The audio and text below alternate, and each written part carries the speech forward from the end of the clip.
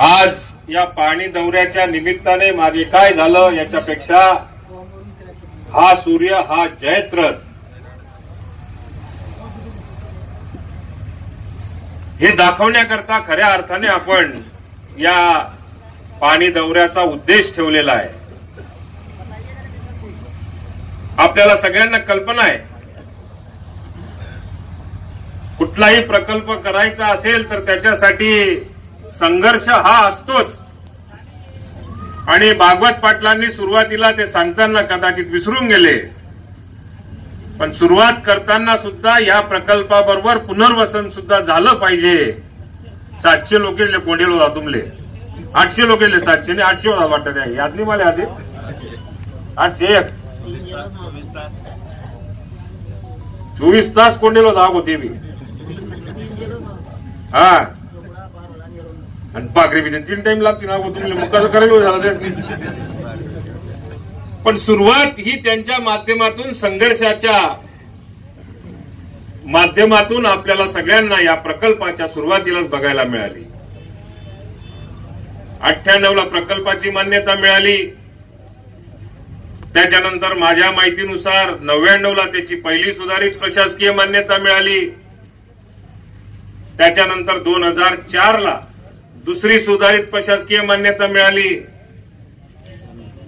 आणि बीए साहेब जेव्हा घर जावा होता शेवट सप्टेंबर महिनामा आणि ऑक्टोबर महिनामा निवडणूक, नोव्हेंबरमा निवडणूक लागा होती 2009 मा. बीए साहेब शेवट होता बिचारा अंधव आहे. तेव्हा तिसरी प्रशासकीय मान्यता मिळाली. त्यानंतर जेव्हा का बंद पडणं आपलं दुकान, तर या प्रशासकीय मान्यतेकरता काहीही कुठलाही प्रकारचा प्रयत्न झालाच नाही. प्रकाश पाटलांना कदाचित त्याची आठवण नसेल, पण प्रत्यक्ष वर याच्या बसलेत ना खरं भाऊ, प्रकाश पाटलांना त्याची आठवण नसेल. पण मागे एकदा अशी एक तक्रार झाली आणि त्या तक्रारीच्या माध्यमातून या प्रकल्पाबरोबर महाराष्ट्रातले कित्येक प्रकल्प असतात, ते सगळे प्रकल्प 2012 पासून तर 2020 पर्यंत एक खडकूचं सुद्धा तिथं काम करायला धरणपात्रामध्ये कोणाला परवानगी नव्हती. म्हणून सगळे प्रकल्प जवळपास 10 वर्षाच्या आसपास महाराष्ट्रातल्या प्रकल्पांना काम करण्याची संधी मिळत नव्हती. बऱ्याच मोठ्या प्रमाणावरती तक्रारी आणि बऱ्याच मोठ्या प्रमाणावरती तांत्रिक अडचणी असल्यामुळे या प्रकल्पाला गती, जे काही प्रकल्प बंद केलेले होते त्यात पाडळसरी प्रकल्प सुद्धा आपल्याला कदाचित त्याची कल्पना नसेल. पण 2012 पासूनच या प्रकल्पाला खऱ्या अर्थाने त्या ठिकाणी फार मोठ्या प्रमाणावरती ब्रेक बसला. त्यानंतर मग तालुक्यातल्या लोकांना काय विश्वास वाटला काय नाही मला त्याची कल्पना नाही. पण 2019ला ज्यावेळी शेवटी 2019ला म्हणजे नोव्हेंबर महिन्यामध्ये शेवटी ज्या वेळेला प्रामुख्याने निवडणूक लागली आणि निवडणूक लागल्यानंतर विधानसभेमध्ये आपल्या सगळ्यांच्या प्रयत्नाने, आपल्या सगळ्यांच्या आशीर्वादाने विधानसभेमध्ये मला जायची संधी मिळाली. त्यावेळेला मी एक गोष्ट ज्या वेळेला बघितलं, कारण मी या ठिकाणी आलो होतो नारळ फोडायला आणि भागवत पाटलांनी जसं सांगितलं, मी या धरणाकडे बोट करून दाखवलं होतं असं की हे धरण मीच बांधू शकतो.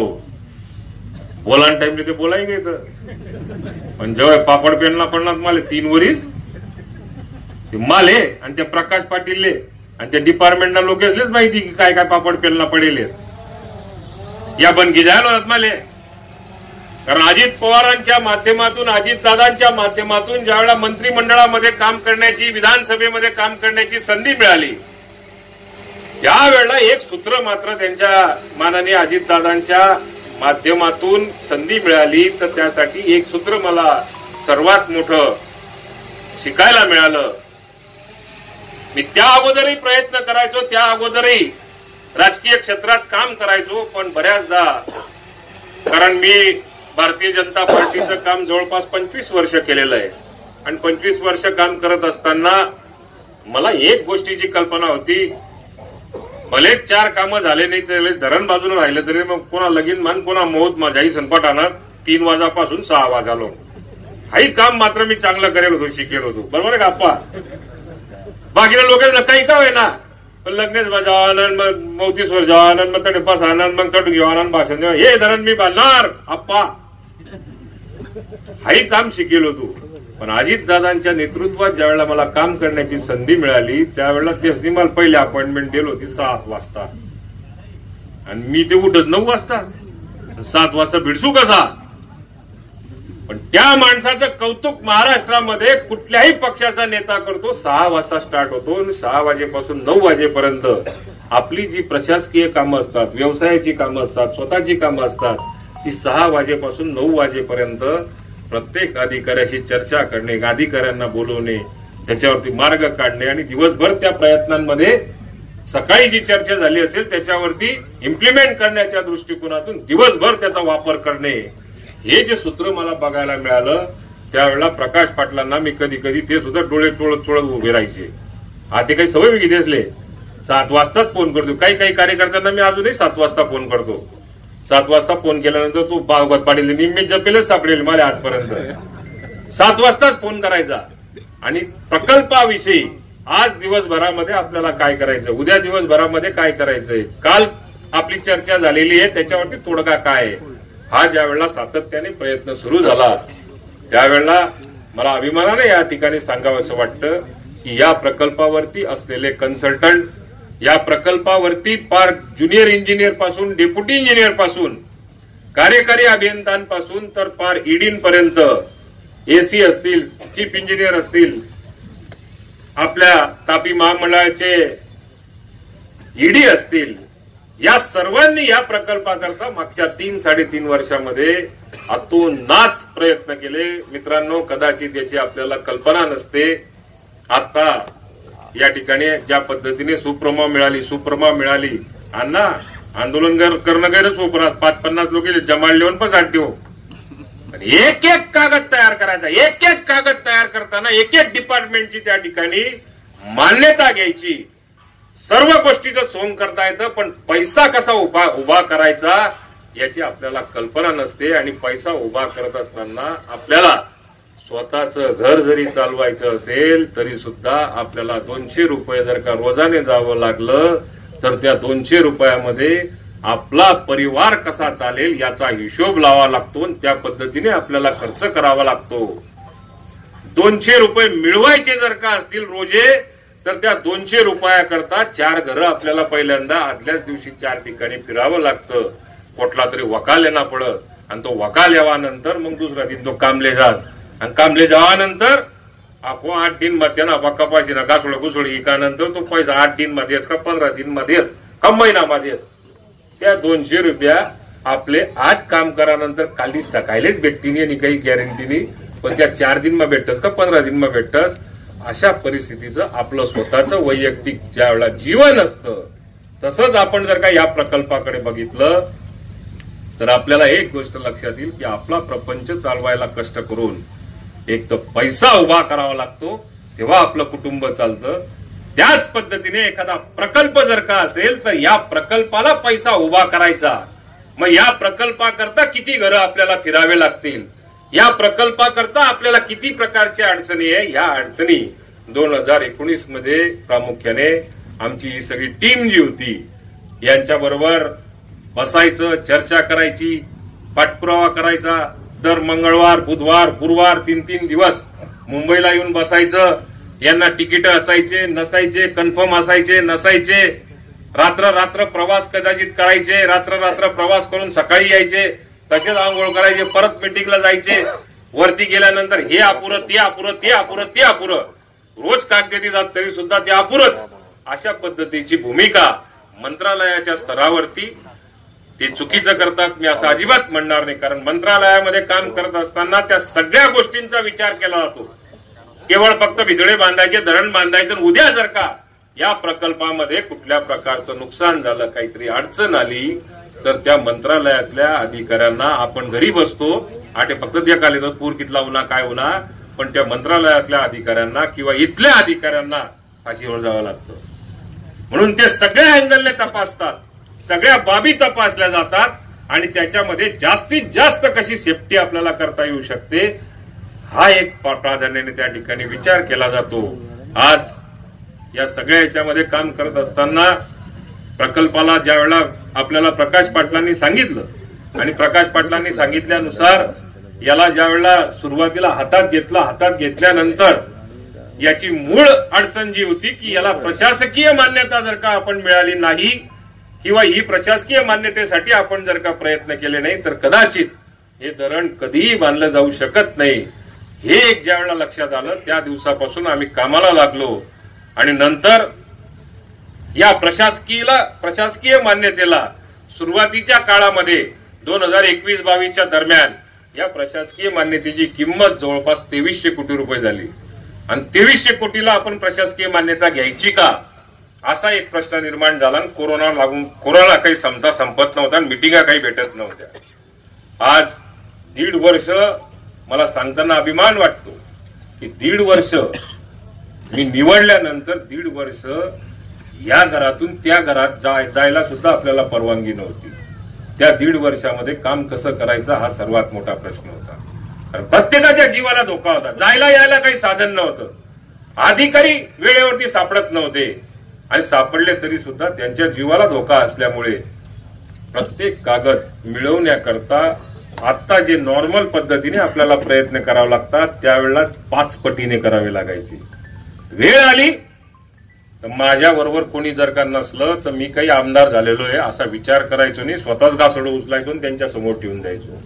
एवढे कष्ट त्याच्यासाठी करावे लागलेले आणि त्या दृष्टिकोनातून ज्या वेळेला या प्रकल्पाची 2300 कोटीला मान्यता द्यावी का असा विचार आल्यानंतर मग नंतरच्या काळामध्ये आपण जयंत पाटील साहेबांना आणलं आणि म्हटलं नाही आपल्याला 2 टप्प्याच्या ऐवजी 1 टप्प्यात करायचं आणि आताची कॉस्ट जी ती थोडीशी परत वाढलेली आहे तर याच्यात विचार परत 2800 कोटीपर्यंत हा प्रकल्प मला असं वाटतं की 2022च्या जवळपास 22च्या जवळपास याची किंमत 2300 वरून परत 2800 रुपये झाली आणि 2800 झाल्यानंतर योगायोग असा झाला की सरकारच बदली की आम्ही रात मग घर येवानंतर मग मी आगो थंडा पडी घेऊ साला दिन बाई ना आता मी ते बोलायचे राहिले पण आता करसू काय पुढे आणि याबळा भाजपला बडा चॅप्टर होता या ऊ देतात नाही विरोध मला आता ते आता मी सत्ता माय मरीजन उभी राहिना ते ऊच देतात नाही या. पण आज या ठिकाणी परत त्या 2022च्या घडामोडींनंतर 1 वर्ष सांगतो पुढे ती चिंता करू नका. राम मंदिर कसं बांधणार ते बी मांडता येईल माले आणि कसं नाही बांधणार ते सुद्धा मांडता येईल. कॉकटेल का दादा कॉकटेल मिलिंद पाटील सांगितलं ना कॉकटेल आहे वास हे रोज तरी सुधारणे काका जाऊ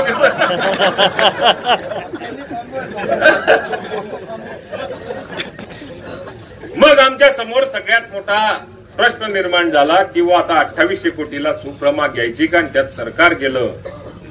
पण एक त्याच्यामध्ये बोलता बोलता ज्यावेळेला जयंत पाटील साहेब होते त्यावेळेला एक गोष्ट माझ्या निदर्शनात आली की आपण धरण तर बांधतोय आणि मग धरण बांधल्यानंतर मग या पाण्याचं करायचं काय का तर मी MIDC करता प्रयत्न करायला सुरुवात केली. एकामागे एक कडी जुळत जाते आणि त्याच्यातून रस्ते निघत राहतात.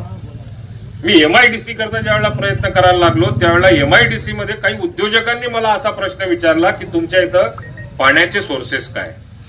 मग पाण्याचे सोर्सेस म्हटल्यानंतर आमच्या इथे धरण म्हटलं ते धरण 20 वर्षानंतर 25 वर्षानंतर होईल. आज काय असा पक्का सोर्स विचारायला लागले.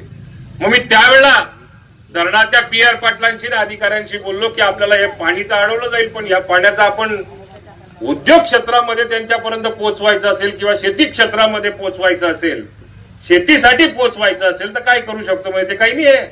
निश्चित भितळ बांधावे गेट टाकावे आणि पाणी मात्र तुम्ही देखा ना आणि नाव घेऊन इथे देखा ना मासागीचा मारा करता 2-4 जण तुमनं पाणी उकलेलं ना म्हणतो बापरे. सगळ्यात मोठी अडचण अण्णा ही होती.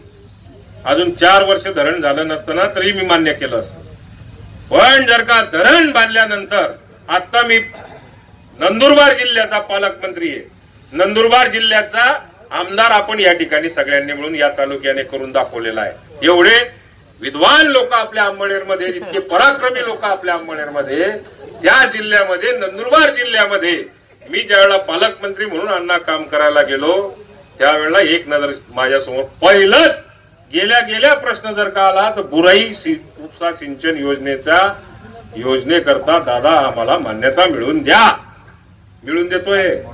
1 महिन्याच्या आत मिळून दाखवणार हे आश्वासन दिलेलं आहे. नाही भेटलं तर जेव्हा हवी लागी दे मिळायची कोणती परिस्थिती मा त्या बुराई सिंचन योजनेच्या म्हणजे धरण बांधायचे आले 10-12 वर्ष पहिले 15 वर्ष पहिले पण पाणी नाही उकलतायत. पाणी उकलता येत नाही मग त्यास ना जर का 15-20 वर्ष हाल होतात त्या आपला त्या धरणच बांधायला 10 वर्ष लागतात आणि 40 वर्ष म्हणजे 3 पुढल्या पिढ्या नुसतं पाणी उकलायला लागतात मंजुरी करता. मग मी पहिला प्रयत्न केला लेट तर लेट त्या ठिकाणी टीका व्हायला लागली चर्चा व्हायला लागल्या की का लेट होतंय कशा करता होतंय.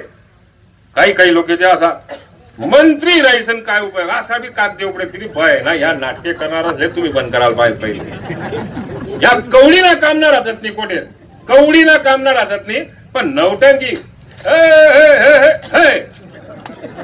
पायाला या पहिले ते टीम काढलेच पाहिजे. या सगळ्या याच्यामध्ये ज्या वेळेला आपण काम करत असतो काम करता करता त्या ठिकाणी दिरंगाई काय होते याच्यापेक्षा त्याच्यामध्ये खुट्या कशा मारल्या जातील असा काही लोकांकडनं हेतुपुरस्कर प्रयत्न केला जातो. जो प्रामाणिक माणूस असतो त्याची स्तुती केली पाहिजे आणि जो अप्रामाणिक असतो नौटंकीबाज असतो तर मला अंमळनेरच्या जनतेकडनं अपेक्षा आहेत की तुमचा अनिल दादा इमानदार असेल तरच बाजू घ्या नसेल तर त्याच्या विरोधात जा. जो नौटंकी करत असेल त्या नौटंकी माणसाला त्याच्या जागेवरतीच कडे बोल सोनवण्याची क्षमता तुमच्यामध्ये निर्माण झाली पाहिजे. आज ज्या धरणाचा या ठिकाणी मी उल्लेख करतोय याच्यासाठी ही गोष्ट लक्षात आल्यानंतर आपण उद्योगालाही पाणी घेऊ शकत नाही आणि शेतीलाही घेऊ शकत नाही आणि त्या दिवसापासून पहिल्या दिवसापासून मग आम्ही परत त्याच्या मागे लागलो सरकार विरोधात आणि अजून आम्ही 28 वरून त्याच्यामध्ये उपसा सिंचन योजना जर का आपण टाकल्या तर त्याच्यासाठी किती पैसा लागू शकतो. तर मित्रांनो आपल्या 98च्या मान्यतेनंतर तर 2024च्या या शेवटच्या प्रशासकीय मान्यतेपर्यंत आपल्याला एक थेंब सुद्धा पाणी उचलायला सरकारकडनं पैसा मिळणार नव्हता. म्हणजे फक्त तुम्हाला आस लावली जायची की धरण बांधलं म्हणजे आम्ही सुजलाम सफलाम होणार पण तसं नव्हतं. ते फक्त धरण बांधलं गेलं असतं आम्ही तापी काठचे काही लोक राहिलो असतो बोरी काठचे लोक राहिलो असतो पांजरेच्या काठचे लोक राहिलो असतो त्याला थोडाफार फायदा झाला असता.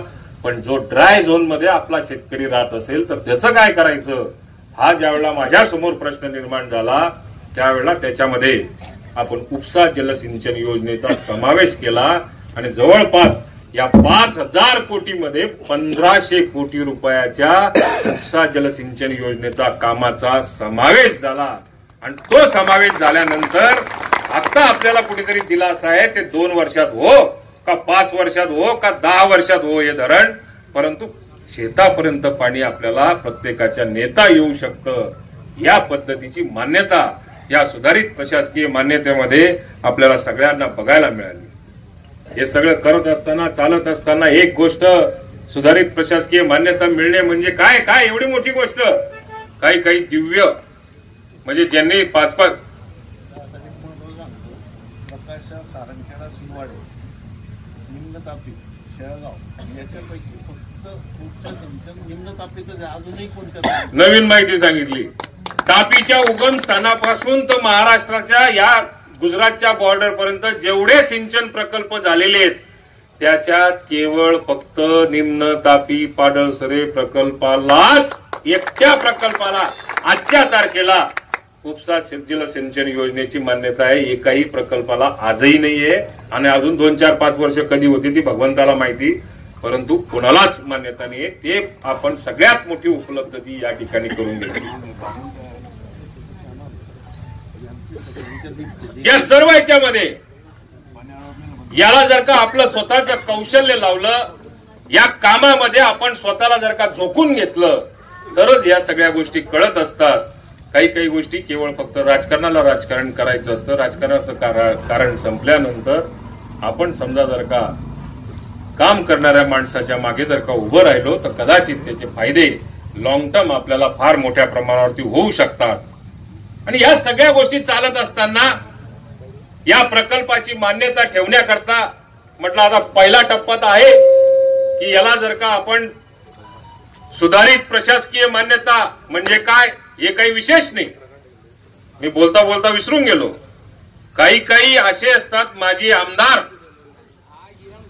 माझ्या त्यांच्या बुद्धीवरती कीव येते की आपल्या अंमळनेर तालुक्याला असले निर्बुद्ध आमदार निवडून तरी कशा करता दिले. या रोज मिळतात म्हणे सुधारित प्रशासकीय मान्यता यान बापनी ठेवटी आली जशी काही तडे रोज भेटतात म्हणे. मी कितल्याक लय म्हणे सुधारित प्रशासकीय मान्यता 3 लाख पितळ जर का राहिलं ना त्याला सुधारित प्रमा जर का लेणी राहिली त्याला सुद्धा 6 महिना पुढचा का विहार अप्पा बरोबर आहे का. मी रोज लयच म्हणे अशा आपण काय बोलतो कसं बोलतो कोणत्या पदावर काम केलं त्या पदावर गेल्यानंतर आपल्याला असलेलं ज्ञान किती आहे. अज्ञान असेल तर मी समजू शकतो पण अज्ञानाच्या भरामध्ये आपल्या बुद्धीची तरी कुठेतरी आपण जाण ठेवली पाहिजे. या दृष्टिकोनातून आपण या सगळ्या करत असताना आपण काम करत असतो. या सुधारित प्रशासकीय मान्यतेची आवश्यकता काय अण्णा असं म्हणणं म्हणजे हे मला स्वतःलाच हसू यायचं की अशा टाईपचं वक्तव्य आपण करतो. तर या तालुक्यामधल्या नेतृत्वाच्या बाबतीमध्ये राज्याच्या स्तरावरती काय लोक विचार करत असतील असा सर्वात महत्वाचा होता. प्रकाश पाटलांनी एक गोष्ट सांगताना सांगितली नाही परंतु 2010 साली याला सुधारित प्रशासकीय मान्यता मिळाल्यानंतर या प्रकल्पामध्ये ज्या अडचणी येत होत्या त्या अडचणी जे सुरुवातीलाच ते सांगत होते की याचा डिझाईनमध्ये बदल केला पाहिजे का तर 2006 साली ज्या वेळेला एक महापूर आला होता तो महापूर 100 वर्षात एकदा येतो आणि तो महापूर 100 वर्षात आल्यानंतर या धरणाच्या हाईटपेक्षा त्याच्या पाण्याची पातळी जर का वर राहिली आणि वर राहिल्यानंतर ते गेट जर का पाण्याखाली आले आणि पाण्याखाली जर का आले तर मग ते गेटचं वजन जे असेल ते पाण्यात हलकं होईल आणि धरण फुटून जाईल असं मत एका महात्म्याने 2006 साली लिहून ठेवलेलं होतं या प्रकल्पाच्या बाबतीत. बरोबर आहे का. मग त्या महात्म्याला शोधलं मी आणि त्याला जलसंपदा मंत्री जयंत पाटील होते त्यांच्या समोर बसवलं आणि बसवल्यानंतर मी त्यांना एक 5-10 प्रश्न तयार करून घेऊन गेलो आणि विचारलं की हे मत कोणी मांडलं तर ते या ठिकाणी चीफ इंजिनियर होते आणि नंतर ते सेक्रेटरी म्हणून समोर येऊन बसले. त्यांनाच विचारलं की हे कसं आहे. मग त्यांना 4-5 प्रकार पाऊस कधी पडतो जून जुलै ऑगस्ट सप्टेंबर मग हे धरणाचे गेट जर का बंद असले तरच हलके होऊ शकतात पाण्याखाली गेल्यावर. मग मी त्याला दुसरा प्रश्न विचारला की 4 महिन्यानंतर गेट आपण ऍक्च्युअल बंद कधी करायला लागतो. मग तो सांगायचा की नाही ते सप्टेंबर 15 नंतर आपण गेट बंद करतो आणि त्याच्यानंतर पाणी अडवायला लागतो. मग ते जर का बंद पडले 15 सप्टेंबरच्या अगोदर 15 सप्टेंबरच्या नंतर किती पाऊस पडतो आणि पाऊस पडला तर मग एकदम धोधो पाऊस जर का पडला आणि गेट 15 सप्टेंबर नंतर जर का बंद झाले तर या धरणाच्या वरून पाणी जाऊ कसं शकतं. मग तो म्हणे नाही त्याच्यानंतर जाणार नाही त्याच्या अगोदर गेट उघडे असतात का. मग गेट बंद आणि चालू करण्याचा अधिकार अंमळनेर तालुक्यातल्या कोणत्या पब्लिकला आहे तो नाही म्हणे नाही तो आम्हालाच अधिकार असतो. मग पाणी काही पडावे पाणी कवई येवाय धरणमा का पाणी कितलं पडावे आणि धरणा गेट जर का तुम्हाला बा हँडल दिलं राहिलं ते मग उघडा कोण आहे हा प्रश्न विचारल्यानंतर त्या महात्म्याच्या लक्षात आलं की हा माणूस काही कच्चा नाही अहो पुरी माहिती लिही सांगेले. तो म्हणे काही हरकत नाही या धरणाकरता त्या कारणामुळे 2010 ला 17 टीएमसी वरून केवळ फक्त 9.85 टीएमसीची याची उंची 2010 ला करून ठेवलेली होती. पण या 1500 कोटी बरोबर या सुधारित प्रशासकीय मान्यतेमध्ये टप्पा 1 आणि टप्पा 2 असाही एक पराक्रम 2010 सालीच होऊन गेलेला होता. म्हटलं हे नाही चालणार. आपला दादा आप्पा जवळ आहे का अजित दादाला सांगा म्हणतो दादा या असा कोट आहे अधिकारीचे बरायले ते जीवांनी अजित दादा बरं मला माहिती नाही धरणाचा शब्द मी दिलेला आहे. अण्णा सांगत होते किंवा अण्णा 2015 पर्यंत मी पूर्ण करून देईल पण त्यांनी सांगितलं होतं ते विसरले होते राष्ट्रवादीचा आमदार जर का तुम्ही दिला तरच करून देईल असं विसरले होते. आणि मग राष्ट्रवादीचा आमदार 2019ला मिळाला आणि त्याच्यानंतर मग त्यांनी त्यासाठी काम केलं. तुम्ही देवाल नाही म्हणे, या लेवाशिवाय हा म्हणत नाही. जसा का त्यांनी दिला आणि त्यावेळी असंच शब्द होते, मला आठवतात थोडे थोडे. तो मी आता होतो, तथाधारी होतो कृषी उत्पन्न बाजार समितीत. राष्ट्रवादीचा आमदार द्या. त्या आपली जनता इतकी हुशार आहे, नुसतं राष्ट्रवादीला आमदार दिली जाओ, त्यासनी मंत्रीपद दिलं. 75 वर्षात पहिल्यांदा ते फक्त अजित दादाच करू शकतात की 75 वर्षात या तालुक्याला मंत्रिमंडळामध्ये सरळ काम करण्याची संधी जर का प्राप्त झाली असेल तर ती अजितदादांच्या आशीर्वादामुळेच झालेली आहे. म्हणून आपल्याला हा या ठिकाणी विकास इतका पद्धतशीर पद्धतीने आपल्याला बघायला मिळतोय. पण 17 टीएमसीचं हे धरण जर का झालं तर फायदे काय होऊ शकतात, मग याची उंचीचं काय, मग डिझाईनचं काय, असे अनेक द्रविडी प्राणायाम. मित्रांनो, तुम्हाला त्याची कल्पना नाही. पण रात्रीची झोप ही अनेक अधिकाऱ्यांची, कॉन्ट्रॅक्टरची, त्याच्याबरोबर कन्सल्टंटची रात्रीची झोप ही बरेच दिवस उडून गेली. त्यांच्या सगळ्यांच्या या मेहनतीमुळे आज आपण या धरणाला सुधारित प्रशासकीय मान्यतेची किंमत कुठेतरी ठरवू शकलो. मला अण्णांनी दुसरी एक मागणी केली की आम्ही तुमचा पिछा सोडणार नाही. तुम्ही सोडी विधी जातरी मीच जरांना पिछा सोडावणे. तुम्ही सोडी देणार ना, मागू जाऊ द्या, किती गुरमी आते जाऊ द्या, पण मीच स्वतः सोडावणे. कारण का आज त्यांनी मला सांगितलं की प्रधानमंत्री सिंचन योजनेमध्ये त्याचा समावेश करण्याकरता आम्ही तुमच्या मागे लागू. तुम्ही ते आज सांगितलं ना, तर ती सुप्रमा होईगी ना. या सुधारित प्रशासकीय मान्यतेनंतर याला केंद्राकडनं किंवा अन्य कुठल्या याच्यातून आपल्याला पैसा जर का घ्यायचा असेल तर अण्णा ती रात्री 7 वाजता सुधारित प्रशासकीय मान्यतेला कॅबिनेटमा नोट तयार होईनी.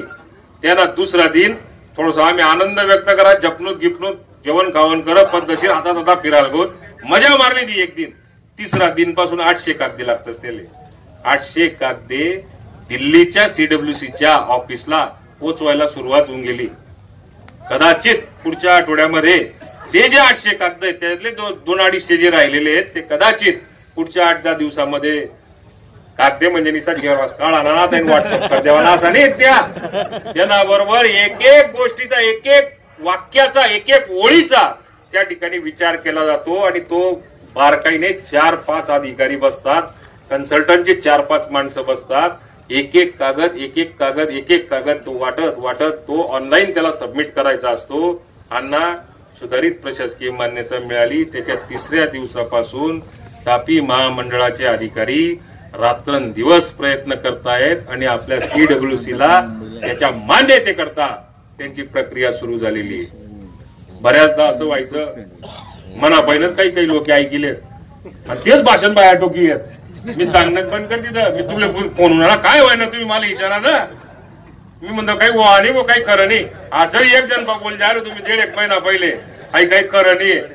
लगेच ते चालू या मंत्री रायसन काय व्हायना, मंत्री रायसन काय व्हायना, 3 बयाना 5 पुशी की त्याने फट होती, दरवाजा आले त्याने 5 ठोकायची. आज याचं कारण असं की मीच सांगायचो आणि मीच सांगितल्यानंतर तेच सगळं भाषण बाहेर सांगायचं. नंतर मग PR पाटील आणि आम्ही सगळ्या अधिकाऱ्यांनी ठरवलं कोल्हेच काहीच बोलावं नाही. आधी म्हणजे मी तुम्हाला सांगा नाही की काल ती GR व्हावा होता त्यांना सह्या राज्याच्या उपमुख्यमंत्री आणि मुख्यमंत्री आणि उपमुख्यमंत्र्यांच्या सह्या मी स्वतः फाईल घेऊन सह्या करून GR जिथं काढला जातो त्यांच्या टेबलवर मंत्री असल्यानंतर मनाबा सेक्रेटरी येते, मी सेक्रेटरी टेबलवर जडे डेस्क ऑफिसर राहत तरी जायचं रातभर टाईप कर रे म्हणतो तू म्हणे सर मी तुमले परून दिन कबुलू नाही म्हणतो काही माहिती नाही होई जाई हो लगे आला GR निघाला पाहिजे असं भाषण करतात तुम्ही. म्हणजे मी तुम्हाला नका बरं तुमच्यासारखा 3-4 आहेत तालुकामा पायवार त्या बाकीना तुम्ही सत्य ओरिजिनल आहे. तुमचा प्रयत्न चांगला आहे, तुमचा प्रामाणिक प्रयत्न आहे. या सगळ्या याच्यामध्ये अण्णाला माहिती मी काय बोललोय ना असं. कारण अण्णा निवतं काही राहतच काही माहित, बाकी अण्णा गुदारा देत नाही. जी सत्य बाजू असेल ती मांडतात अण्णा, त्याच्यामुळे तो काही प्रश्न येत नाही. पण या याच्यामध्ये आज सुधारित प्रशासकीय मान्यता मिळाल्यानंतर आज त्याची सीडब्ल्यूसीची मान्यता मिळेल. सीडब्ल्यूसीची मान्यता मिळाल्यानंतर आपल्याला एसएफसी जी क्लिअरन्स असते म्हणजे स्टेट फायनान्स कन्करन्स एसएफसी जी असते कन्करन्स शब्द माझ्या काही लक्षात राहणार नाही, मी क्लिअरन्स शब्द वापरतो, ज्याला जो अर्थ काढायचा आहे तो काढून घ्यायचा.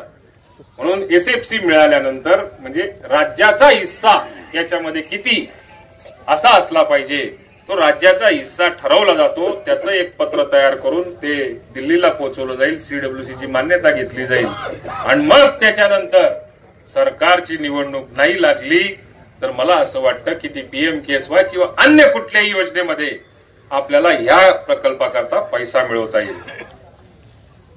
आता येणाऱ्या काळामध्ये काही कागदे उपटणारा गिराईके तुम्हाला आखो कागदे उपटावे. कोणता मुद्दावर आजच सांगितलं बरं, मला बाकी चांगलं माहिती राहत. या प्रकल्पाकरता राज्यात अख्ख्या राज्यात म्हणण्यापेक्षा आपल्या तापी महामंडळाच्या याच्यावर तापीच्या उगमस्थानापासून तर याच्यापर्यंत जो राज्य सरकारचा हिस्सा द्यायचा असतो तो समजा असा धरा तुम्ही, तर तो हिस्सा 5,000 कोटीचं धरण जर का असलं तर 1200-1500 कोटीपर्यंत राज्याचा हिस्सा असेल, 40%. 2,000 आणि पीएमकेएसवाय मध्ये असला तर तो 15%. 15% मला जे समजलं 15% असेल. जाऊ द्या 15 बी जाऊ द्या 40 जाऊ द्या 25%. 25% जरी धरला तर 5,000 कोटीच्या धरणाच्या अगेन्स्ट आपल्याला 1,400-1,500 कोटी रुपयाच्या आसपास राज्याचा हिस्सा असेल. आणि राज्याने आजपर्यंत जवळपास त्याच्यावर 750 कोटीच्या आसपास खर्च केलेला आहे. मग ज्यावेळेला आता मार्च महिन्यामध्ये बजेट तयार होईल त्या बजेटमध्ये राज्य याच्यावर 100 ते 150 कोटी रुपये टाकेल. इथला पैसा भेटणार, मग त्याला आता 150 कोटी कस काय भेटणार, हे मूर्ख बनवायची फॅक्टरी परत एकदा काही दिवसांनी चालू होईल. कारण राज्याला 1200-1300 कोटीपर्यंत फक्त जायचं आहे आणि केंद्राकडनं आपण 3,500 कोटी रुपये इथं मिळवणार आहे. म्हणून ही फॅक्टरी जर का आपल्या समोर आली, बंद कर दुकान, सांगा ना बंद कर, आवाज करू नको. आपला चांगला लोक नाही करावा, जे दुःख लागत ना त्याच करतील फक्त, बाकी ज्याला कळतं तो अजिबात करणार नाही. म्हणून येणाऱ्या बजेटमध्ये मला असा अंदाज आहे की याच्यावर मॅक्सिमम 150 कोटीच्या आसपास 140 ते 150 कोटीच्या आसपास स्टेटचा त्या ठिकाणी हिस्सा राहील. आणि त्याच्यानंतर मग केंद्राचा हिस्सा आपल्याला, कारण पहिले केंद्र बी कर चॅप्टर, पहिले तुमना पैसा खर्च करा आणि मग आमना पैसा दिसूत असं भानगड असतं. डेबी तुम्ही काय आमना पैसा लिहिली आणि मागे तुला हात वर करी दिशात तसंही झालं, तुमना पैसा पहिले दाखडा आमले. मग आता राज्याने जवळजवळ 750 कोटी रुपये खर्च केले. एक चांगला मुद्दा तुम्ही मांडला की या 750 कोटी रुपयामध्ये सुद्धा 430 कोटी रुपये